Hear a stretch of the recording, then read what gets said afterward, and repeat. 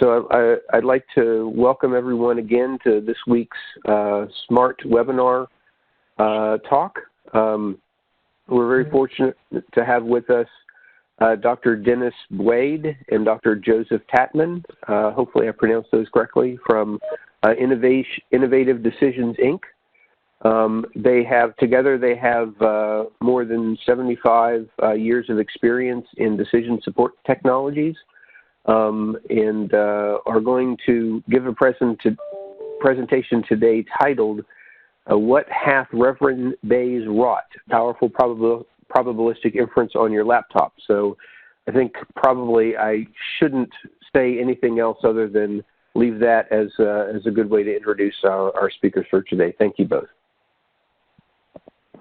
Thank you, and this is Dennis Beatty. You came close as anyone ever does to my name. And I'll be starting out, this is a representation of a Bayesian network, a very large one that Joe and I and another colleague built over 20 years ago on a laptop that probably took a couple of hours to compute back then and would compute in seconds today. I want to thank everybody for attending this webinar in this brave new world where webinars seem to be happening much more frequently than ever before. We'll start out today with an introduction to Bayesian networks, show you what one looks like, how you might use it. Then we'll dive under the hood a little bit and talk about some mathematical foundations, not really doing that part of the effort justice, but just enough to give you a sense of what's going on. And then Joe will talk about two real-world applications that I think will be of interest, and I'll wrap back up with conclusions. It's been suggested that you save questions till the end, but please write them down or put them in the chat window or something, and to keep track of them. Thank you. So let's assume we're in a medical chest clinic, and a patient has just shown up and has several complaints, trouble breathing, prolonged chest cold, and we're now going to walk through a process that the doctor might use to interview the patient and show how a Bayesian network might be useful to the doctor, and ending up with conclusions. This particular network we're going to use has been used by many authors many times, and it does a nice job of conveying some of the complexities of Bayesian networks while being still fairly simple. So this is what the Bayesian network would look like. There are some boxes, 2 in the top row, 3 in the next row, 1 in the third, and 2 in the bottom that represent different variables. There are arrows between the boxes that represent probabilistic dependencies. So in the top row, we think of context or patient characteristics that are well known and established. There ultimately will not be any uncertainty about these, but there is uncertainty until the patient shows up and is asked about them. In the second row are the possible diseases or medical difficulties the patient might have, and that's what the inference is all about, to try to figure out which of those are true, either individually or in combination. The third row represents something that was mostly contrived for this example, although it can be justified. And so we'll talk about that in a few minutes. And at the bottom are some symptoms or tests that the doctor might notice or conduct in order to help figure out which of these difficulties or diseases in the second row might be true. And so this model has to be set up. Somebody has to create the boxes and the arrows in a software package. And then some probabilities have to be established. And so in each of these boxes, there's going to be a probability table or a logic table or an equation. And so in a box like smoking, where there aren't any arrows coming in, there will just be one row of probabilities, one for smoker, one for non-smoker, in this case 50-50. Down here in the dyspnea node, there are two arrows coming in, and we'll say that dyspnea has two parents, the tuberculosis or cancer node and the bronchitis node, each of which have two possible conclusions or states. And so there are going to be four rows in the conditional probability table for dyspnea, one for four that make up every possible combination of tuberculosis or cancer with bronchitis, and then there will be numbers in each row that sum to 1. For the tuberculosis or cancer node, I mentioned a bit earlier, this shows a truth table. So since it's tuberculosis or cancer, that state false is true if both tuberculosis and lung cancer are absent, but it's true for all other combinations. And you could also put an equation in here if you had variables that took on numerical values in the parents for that particular node. So setting up the model involves creating all these boxes, creating the relevant arrows, and putting information in each node that represents your uncertainty. Now the model is ready to use. It's been compiled, and the patient's walked in and immediately says to the doctor, I'm not feeling well, and I just got back from a visit to Asia. So we could immediately say, well, visiting Asia has a 100% probability. And because of that, the probability of tuberculosis goes up. Previously, it had been about 1% or 0.01, and now it's gone up to 0.05. The probability for tuberculosis or cancer has gone up from about 5% to 10%. And the probability for an abnormal X-ray and a probability that dyspnea is present have gone up. But none of these variables over here have changed their value. Now the doctor will ask, well, are you a smoker or not? Probably asked a bunch of other questions and perhaps got information that wasn't relevant. But now if we say smoker is true, we see that probability of lung cancer and bronchitis have gone up. The probability of tuberculosis or cancer has gone from about 0.05 to 0.14. And again, the probability of an abnormal X-ray and the presence of dyspnea have also gone up. But now this probability has not changed. And so for these two nodes, the evidence that we're putting in to the model is flowing down with the direction of the arcs. And when that happens, we find by examining Bayesian networks both theoretically and experimentally that evidence never flows back uphill. And so in this case, the probability of tuberculosis has not changed. Now these arcs are put into this model in a presumably causal direction, in the sense that visiting Asia has some causal impact on tuberculosis being present, and smoking has causal impacts here. This is a logical causal relationship. And then bronchitis causes dyspnea to appear, and tuberculosis or cancer might cause some problem inside the body that can be detected by an X-ray as an abnormality. But whether these arcs are put in a causal direction or a non-causal direction, it's still true that evidence that flows downhill doesn't go back uphill. And at this point, we've not really used Bayes' rule at all in order to make these inferences. But now the doctor says to the patient, well, I think you should have an x-ray because I want to find out if there's anything that's abnormal that might be indicative of tuberculosis or lung cancer, and if it's not abnormal, we can rule those out and focus on bronchitis. And so the patient goes for an x-ray and comes back with a normal x-ray. And so now the probability of the 3 nodes here goes down dramatically.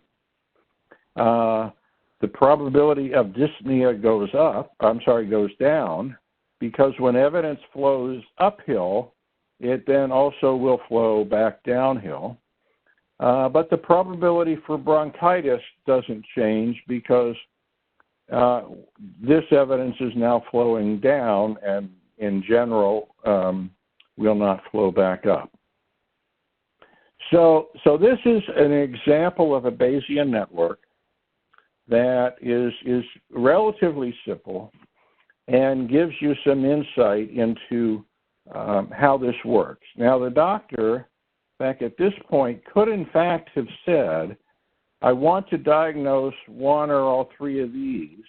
What evidence would be most powerful to gain? And could have done an analysis in the Bayesian network to find out whether this evidence or that evidence was in fact the most powerful.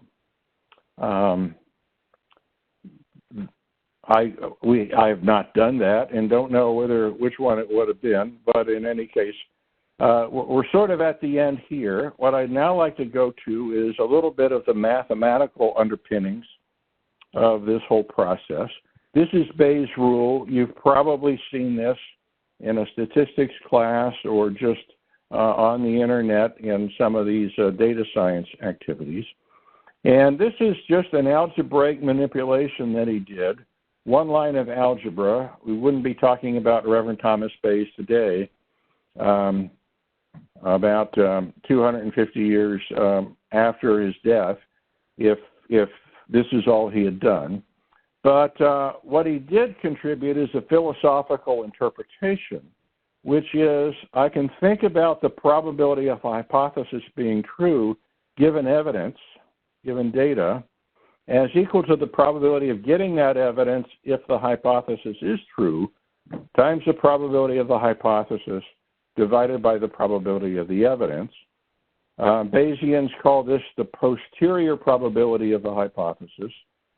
P of H sub I is the prior, P of E given HI is the likelihood, and then P of E is the pre-posterior, which can in fact be calculated via the law of total probability and in this way over here.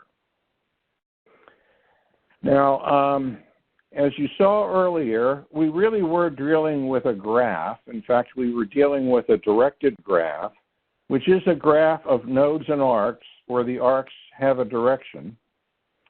A DAG is a directed acyclic graph, and when used for Bayesian networks are non-parametric in the sense that the probability distributions are not assumed to be some named distribution like normal or log normal.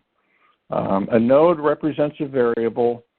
It could be observable, unobservable. The arc, again, represents probabilistic dependence or independence, and the absence is probabilistic independence. Now, probabilistic dependence is definitely non-directional, or we may say bidirectional, in the sense that if A is dependent upon B, then B is dependent upon A. But we're using the direction in a Bayesian network to represent which conditional probability distribution, the probability of B given A or the probability of A given B, is actually being captured as part of the joint probability distribution on the network. And so this graphic is a qualitative representation of the problem. When we add the conditional probability tables, it now becomes quantitative. And when we add the inference engine that allows us to do the inference, it now becomes an algorithm that can be used computationally. So we talk about a Bayesian network, the directed graph, as being a factorization of a joint probability distribution. So a Bayesian network does represent the joint probability distribution of the problem that we're trying to look at. It is acyclic because probability theory demands that a factorization prohibits you to start at one node, follow the direction of the arcs, and end up back at the same node. So there has to be a downhill and an uphill aspect to any factorization. And that's a constraint that's put on the Bayesian network based on probability theory, and it's the only global requirement associated with this concept. The parameters are the conditional probabilities and the marginal probabilities when a node has no parents. And these parameters are all local. So if I focus down here at the bottom here, D4 has two parents.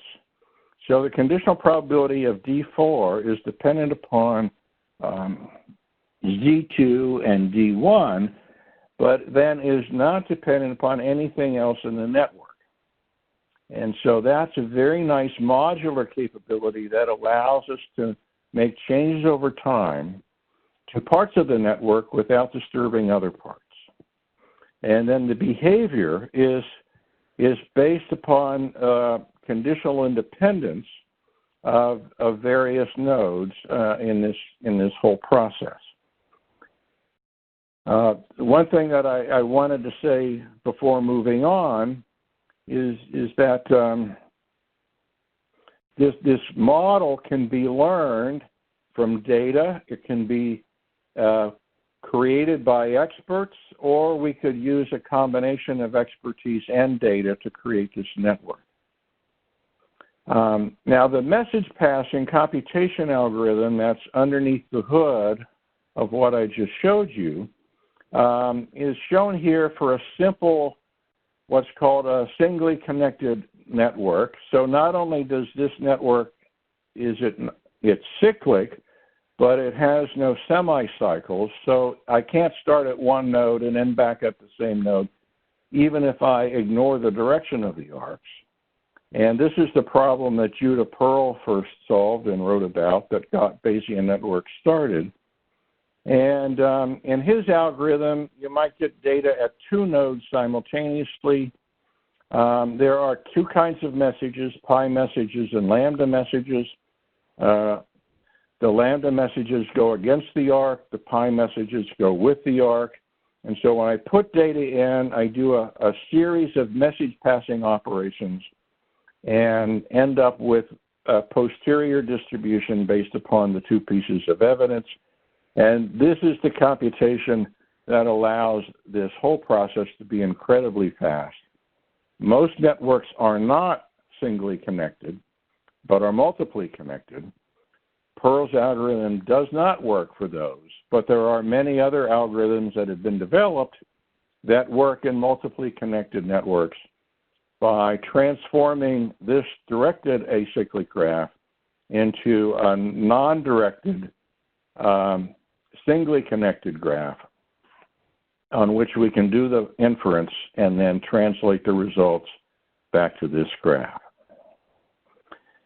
So to try to reinforce the power here, let's assume we had a medical problem, and doctors learn about their practice in doctor school by learning one disease at a time. So 1 week they go to class, and the professor talks about disease 1 and what the symptoms are and how to detect the symptoms, and whether things like age or gender have any effect on either the likelihood of the disease showing up or the likelihood of symptoms being present or not present. And then the next week they go to disease 2, and the week after that to disease 3, and at no time do they put it all together. And so that's the kind of information that would be very valuable in setting the Bayesian network up. But then the doctor goes into practice, and a patient comes in, and they're getting all this information. And the problem they really want to solve now looks like this. Now, this Bayesian network has a lot more arrows in it. And in order to change the direction of the arrows going from disease to symptom and from gender to disease, to turn those arrows around, we have to add a lot more arrows. And so the doctor's inference problem looks like this in practice. And so it's no wonder that doctors don't always get the right diagnosis for a patient who's presenting certain symptoms and not presenting other symptoms. COVID-19 is, in fact, an interesting example of this. And so I always tell people that if you get a really bad diagnosis of cancer or something, by all means seek a second opinion, because even with biopsies and so forth, nothing is still for sure. So this is a basic setup for the whole aspect of Bayesian networks. And now I'd like to turn it over to Joe Tatman to talk about the two examples. Okay, I would like to show you two examples that are the first one is real, and the second one is based on a real problem, but I had to change the names and stuff to protect the guilty. Dennis mentioned that there's different ways to build a BayesNet by learning it from data, for building it from experts. In this first case, this VLAR system is an example of using experts. So the problem was that and this is the real net, a real example. The problem was that the U.S. Army has a whole cadre of experts that have been working in the field of diagnosing different pieces of Army equipment out in the field, like diesel generators and satellite transmitters and things like that. They have lots of experience doing that, but it's not a feasible model in today's world to send these contractor experts out to hilltops in Afghanistan to diagnose equipment. So the desire was to take their knowledge and build it into some kind of knowledge tool to capture it, so that you could build a software system to help the soldier diagnose their own equipment to a much larger extent. And excuse me. So if we start at the left-hand corner, we have this knowledge in the heads of the experts. In the lower right corner, we have this Bayesian network that can be used to do inference and so forth. The thing that connects them is an elicitation process that we call DSEV, the Define, Structure, Elicit, and Verify process, whose role is it's a process that us BayesNet builders like Dennis and myself can work through with the experts to take their knowledge and build the Bayes network from it. And in this case, there was a really good outcome. Dennis, you go to the next slide. Okay. This is what the system looks like and operates like. In the lower right corner is a BayesNet for diagnosing diesel generators, and it has all kinds of the green node in the middle is the target node, and that's whether the diesel engine for the generator is running erratically or not. And then there's all kinds of nodes around that one, and the purple ones represent evidence nodes that we need the soldier to look at the equipment and put the evidence into those purple nodes. And those are things like there's coolant in the oil, the air filter is dirty, the exhaust is restricted, things like that. And and so the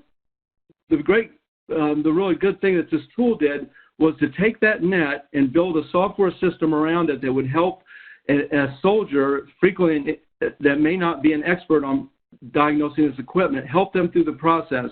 So if you start up in the upper left corner there, you see a picture of part of the diesel generator, and you see a list of check questions that with check boxes.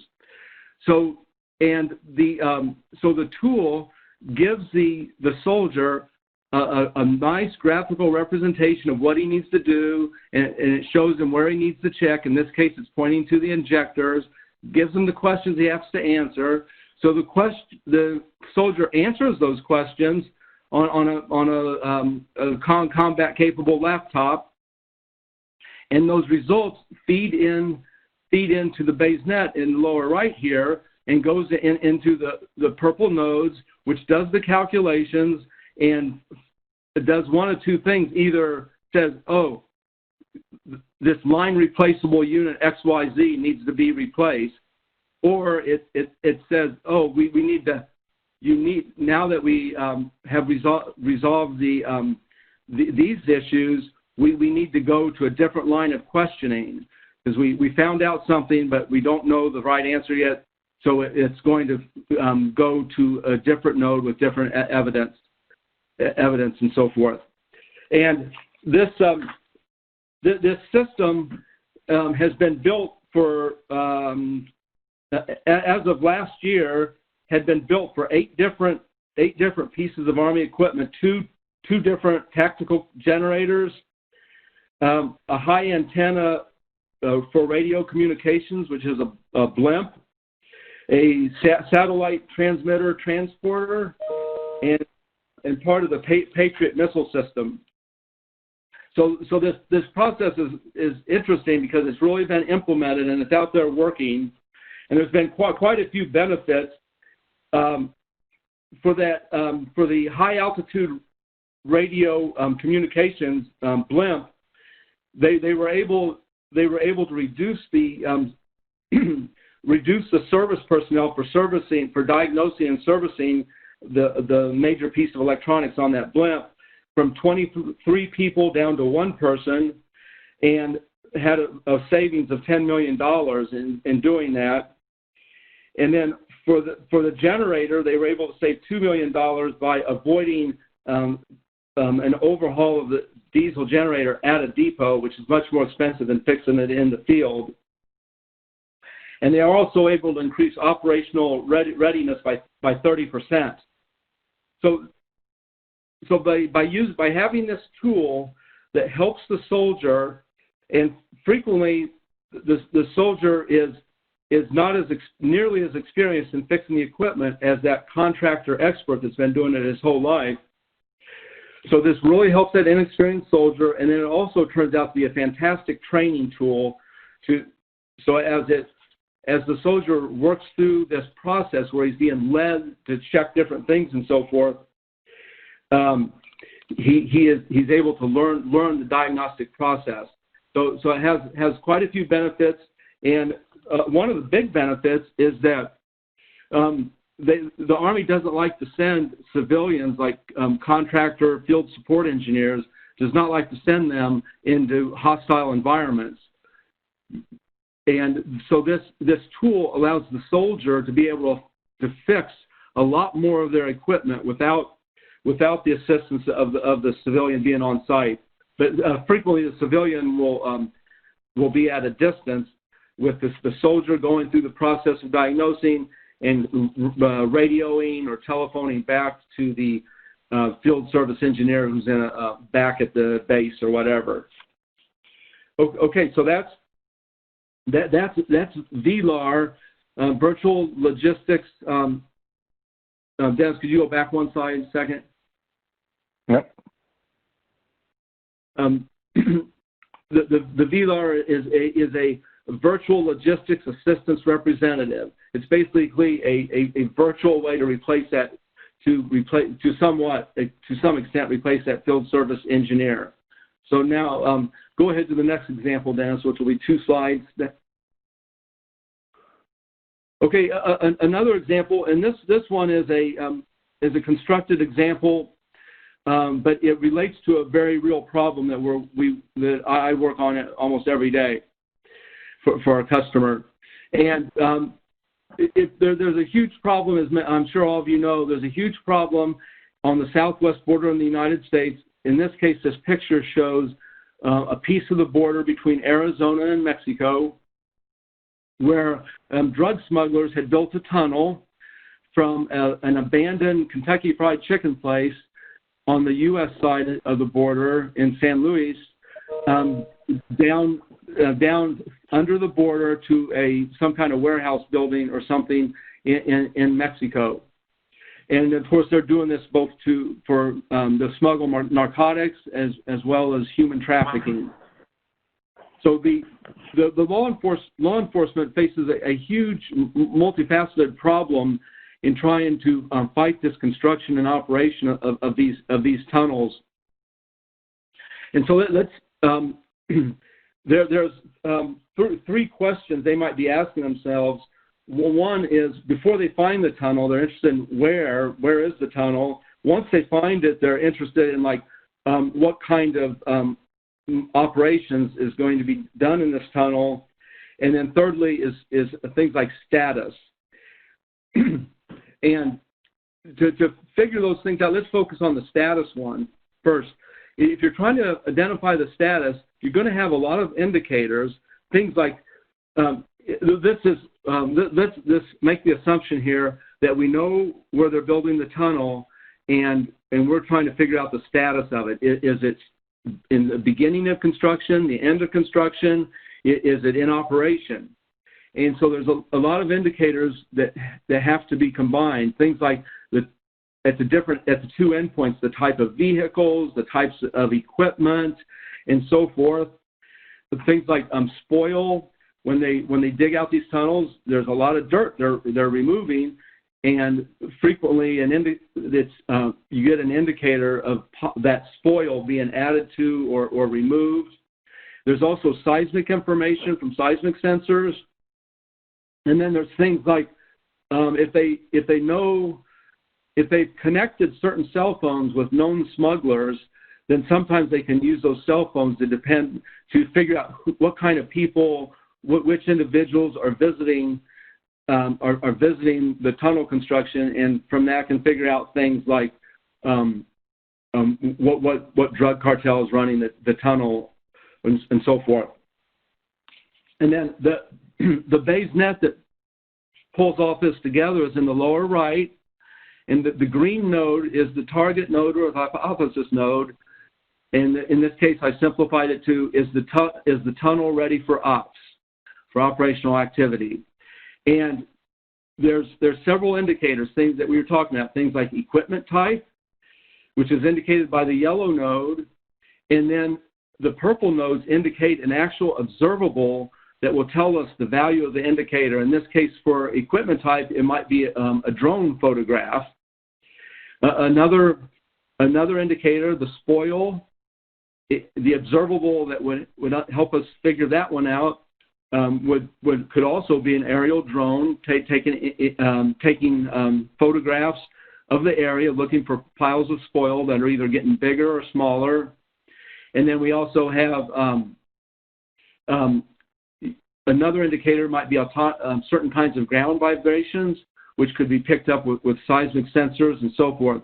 So this is and then one more thing, the blue node is a context node. Like, it might tell us something about the tunnel if we know which drug organization, say XYZ, is involved in the tunneling.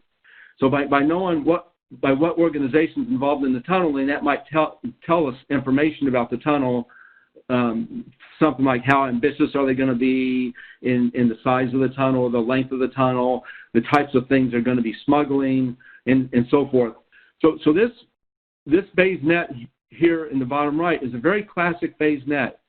where you have some sort of hypothesis that you're trying to figure out. You have indicators that will give you information about that hypothesis, but they're usually not directly observable. And then you have observables, things like drone photographs and stuff, that tell you about the indicators, which in turn tells you about the hypothesis. And then of course you have the context node. And so what can BayesNet help us with here? Things like the ability to synthesize these diverse indicators to estimate tunnel status. That's an important thing. It can very importantly provide quantitative information value metrics that can help you figure out what indicator do you want to try to work on obtaining next. And then they can, with that information value metric, you could do things like automatically trigger other information gathering ops. And finally, the little dots on the WebEx thing are blocking my view. But we can have better availability and use of scarce information resources available. So this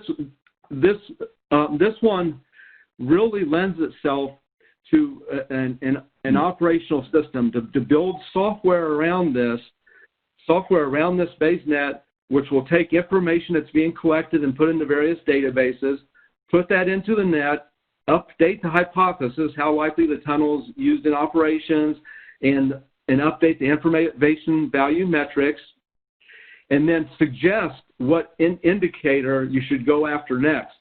So this is I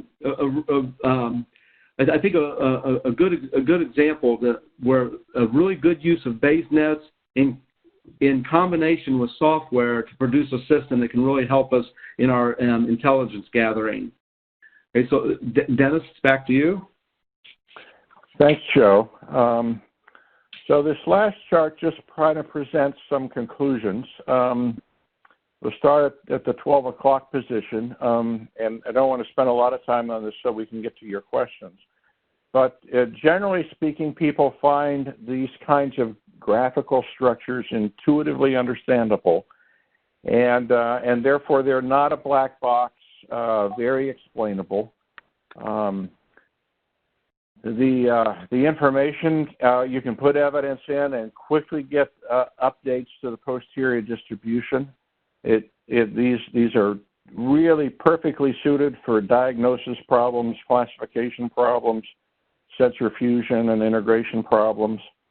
They are reversible in the sense that we can click on the hypothesis node and ask the algorithm to tell us which evidence nodes are most likely to contribute to big changes in the probabilities for the hypothesis node, and do what Joe just described as next best information to collect.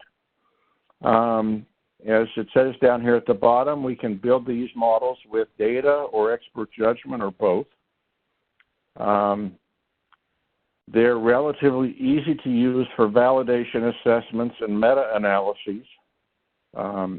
Easy to integrate with many decision support and risk analysis tools, since we are in fact dealing with probability theory, which decision analysis and risk analysis require. And they're great for abstraction and general specialization. So we can go from cause to effect, and try to develop theories of what might be going on in a situation. So I'll stop here and see what kind of questions people have. I have a question about the contingency probability tables that underlie some of the nodes. Okay. So the group on the call is overwhelmingly into subsurface research. Okay. Where most of the data that we're dealing with is simulated, until we move further down the path and get into real field projects. And generating some of the conditional probabilities requires massive simulation efforts where we have to simulate different scenarios and then essentially count the frequency that things happen to come up with the probabilities. Mm-hmm. And so that's been a limitation, at least for our team, in implementing these kind of networks for, say, monitoring of a subsurface storage site. Can you speak at all about any experience in trying to populate these tables through modeling and simulation as opposed to expert judgment? Because most risk analysis for these projects defaults to expert judgment and carries with it a lot of uncertainty. Right. Well, so yes, I can. We have used simulation models a few times to populate these conditional probability tables here. And let me go back to this chart here where I talked about the fact that once you've got the structure of the Bayesian network, the conditional probability distributions that are needed are very modular. Now, if you can get expert judgment to build a simulation model, then you can simulate small parts. Let me say it this way: you can use small parts of the simulation model to run simulations associated with small parts of the Bayesian network. And so you're essentially then you would link two nodes together? Well, you would let's say you would simulate these three nodes here, and then you'd move to this node, and you'd have to simulate these three nodes, and then you could move to this node, which would just really require simulation of this. Here I've got these three, and so forth and so on. Now, I'm not sure that you may still want to run one really big simulation, or do a relatively large Monte Carlo simulation. But the analysis of the simulation results could be very modular. Or you may find that you've got pretty good information from theoretical and experimental work in some areas, so you don't need the simulation for those areas, and you want to use the simulation for areas where you don't have that kind of theory and experimental results. And the other thing that we can tell you is that we have, one of our colleagues has developed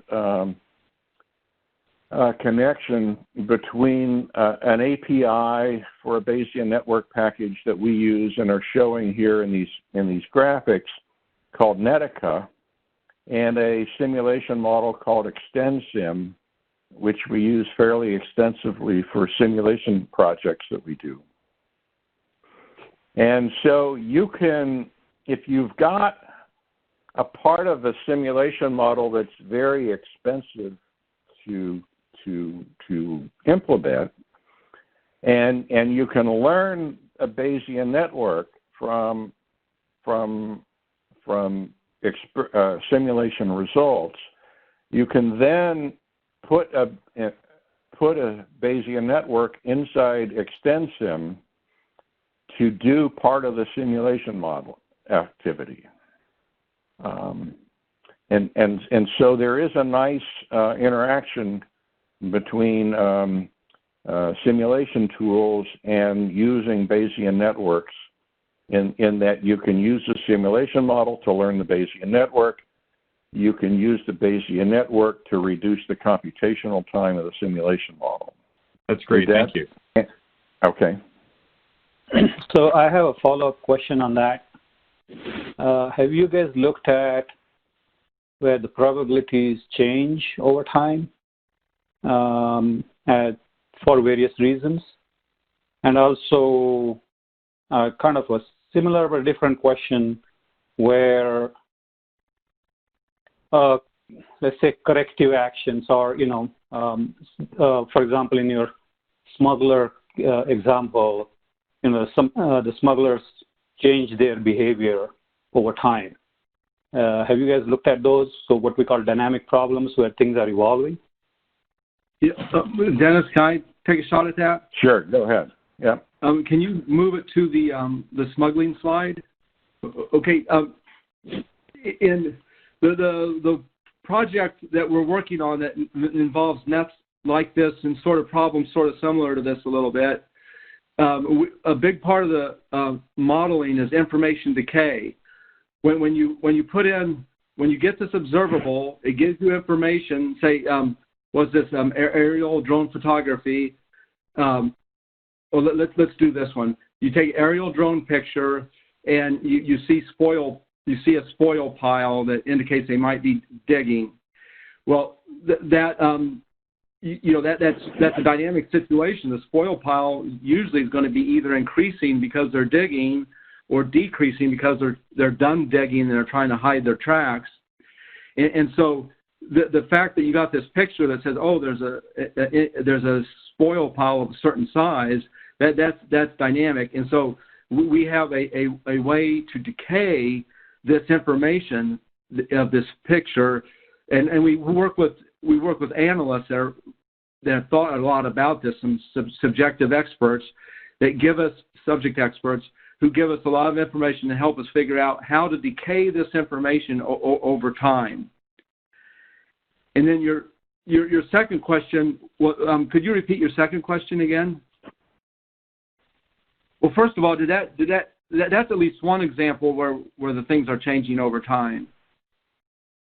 Did that answer your question, or? Sorry, I was on mute. Yes, my second question was kind of related to that, is where your probabilities are changing over time, and those could be changing for various things. So some of the, coming back to Nick's example, the scenarios or the application we're interested in are subsurface and dynamic, and the dynamics with time there is evolution of processes, and that could lead to changes in the materials that we are kind of trying to predict how they will respond. And so that's so the time dependence is something that is what we are interested in. Yeah, Dennis, you want to handle that one?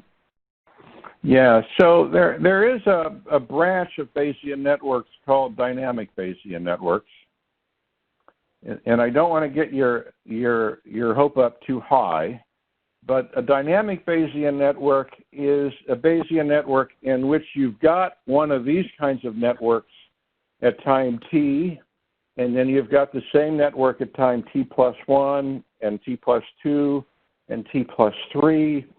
But then you've got connections between some of the nodes in T and T+1, and some of the nodes between T+1 and T+2, and so forth.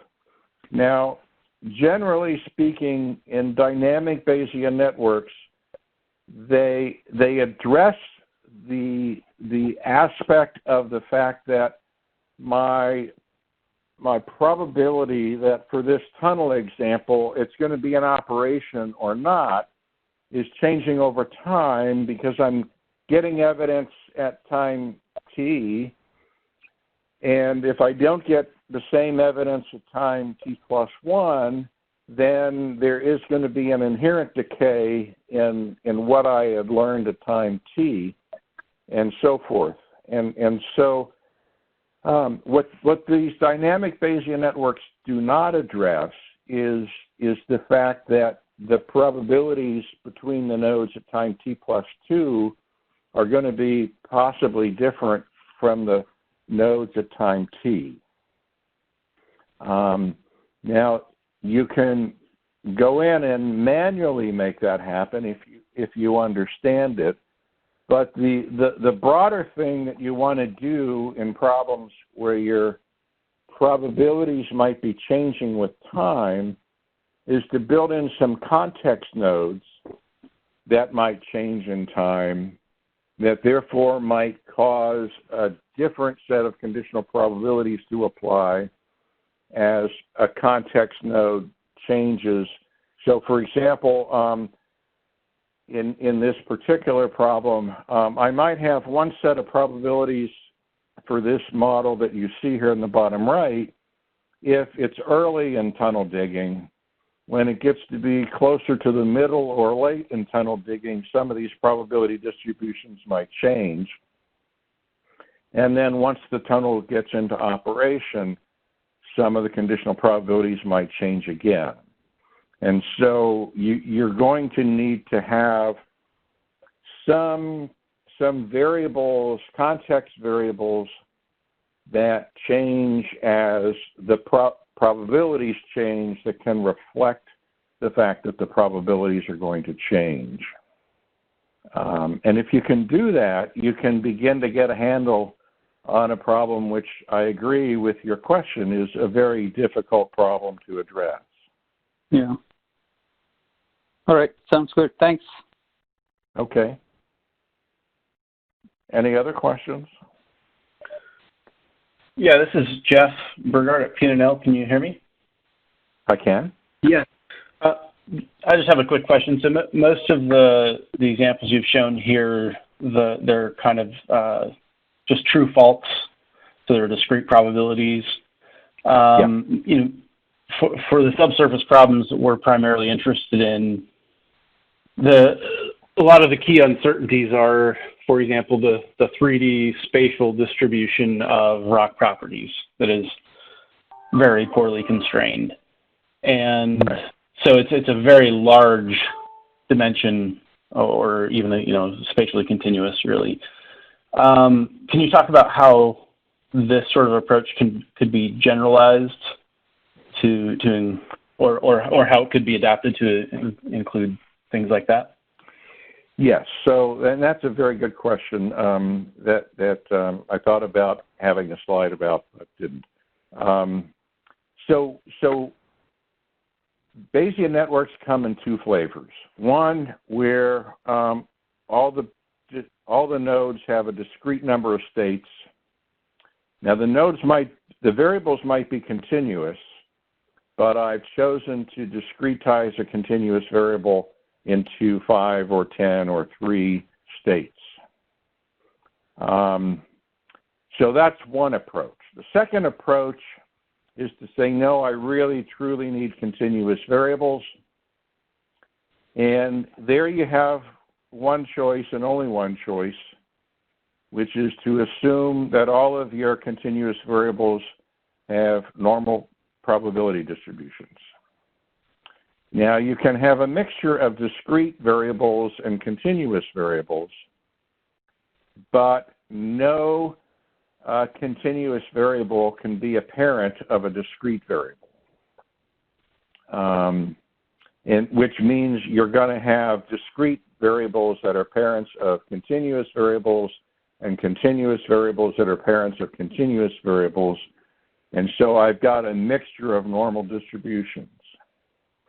Now, if that fits your problem, the nice thing is the computations are even faster because we already know how to propagate uncertainty forwards and backwards in normal distributions. And there are a couple of software packages, not Netica, that handle that problem very nicely. The bad news is that if normal distributions don't do it for you, researchers have been working for 30 years to try to generalize this to other normal distributions, and it just doesn't work. Now, we've tried, we were working on a problem, Joe and some of his colleagues, a few years ago, where we had a very scientific problem and a lot of sophisticated equations. So we were building these conditional probability distributions using equations. But what we found is that even with discretizing the states 5, 10, 15 states, the error in discretization was so bad that it just wasn't going to be that useful. So your problem may be like that, and so this might not be as useful as we might hope. But those are the approaches that you have. Okay, thank you. Dennis, I have a question. Okay. This is Srikant Mishra, and this is about the comparison between Bayesian networks, more conventional machine learning classifiers such as support vector machines or classification trees or random forests. So can you comment about the relative advantages and disadvantages of these two approaches? Sure, and first I want to thank Srikanta for being the person who took our Bayesian Net course and recommended that we do this webinar. But if you pay attention to the machine learning community, they do use Bayesian networks, and they typically use what are called naive Bayesian networks, which means I have a hypothesis node, the green node, and I have evidence nodes, the pink or purple nodes, and I get rid of all the rest. And so the hypothesis node has no parents, and all the purple nodes have an arrow from the hypothesis node to them, and that's it. And generally speaking, that kind of a Bayesian network does not do as well as support vector machines, as ensemble methods like random forests and gradient boosting machines and so forth. We have found a couple of instances where a naive Bayesian network did fantastic and was better than these other methods. But the bottom line in machine learning seems to be that the best method seems to depend upon the data set. And that's why everybody's using ensemble methods or multiple ensemble methods that get aggregated together. The advantage, and there is an advantage to the Bayesian network approach, is it's much more explainable, much more intuitive. And so for situations where you need to be able to explain why you're coming to that conclusion, Bayesian networks have some value. Thanks. So I wanted to thank again Dr. Beatty and Dr. Tatman. Hopefully I got closer that time, for a really interesting presentation, and to everyone for participating in the webinar today. I hope you all got a lot out of it, and see you or talk to you next week. I hope everyone has a safe and a healthy evening and week. Yeah, thank you very much for inviting us. Yes, thank you. Thank you. Take care. Bye-bye.